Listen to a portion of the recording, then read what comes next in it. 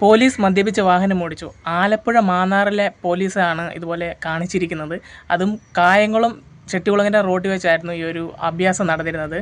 ആ പോലീസുകാർ ഓടിച്ചിരിക്കുന്ന വണ്ടി വന്ന് പോക്ക് കാണാം. കറക്റ്റ് ഒരു പാമ്പൊക്കെ പോകുന്നത്, അതുപോലെ ഒരു കള്ളുകുടിയൻ കള്ള് കുടിച്ചിട്ട് എങ്ങനെയാണോ നടന്നു പോകുന്നത് ആ ഒരു രീതിക്കാണ് ആ ഒരു വണ്ടി പോയത്.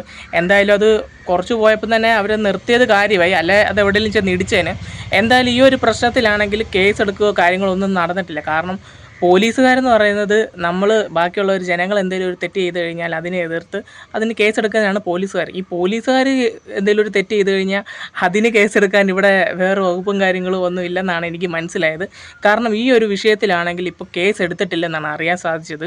ഒരു സാധാരണക്കാരൻ എന്ന് പറയുന്നില്ല, വേറെ ആരാണേലും കള്ള് കുടിച്ചിട്ട് ഇതുപോലെ വാഹനം ഓടിച്ചാലോ വേറെ എന്തൊരു പ്രശ്നം വന്നാലും ഇവർക്ക് ഭയങ്കര മിടുക്കാണ് ഇങ്ങനെ അറസ്റ്റ് ചെയ്യാനാണെങ്കിലും കേസെടുക്കാനാണെങ്കിലും. ഇപ്പോൾ ഒരു പോലീസുകാരൻ ചെയ്തപ്പം അത് എന്തുകൊണ്ട് അത് എടുത്തില്ല എന്നാണ് എനിക്ക് മനസ്സിലാകാത്തത്. എന്തായാലും നിയമം എല്ലാവർക്കും ഒരുപോലെയാണ്, അതിപ്പം പോലീസാണേലും ആരാണേലും ഇതിനൊരു കർശനമായിട്ടുള്ളൊരു നടപടി എടുക്കണമെന്നാണ് എൻ്റെ ഒരു അഭിപ്രായം. നിങ്ങളുടെ അഭിപ്രായം അതാണെങ്കിൽ നിങ്ങളൊന്ന് കമൻറ്റ് ചെയ്യുക.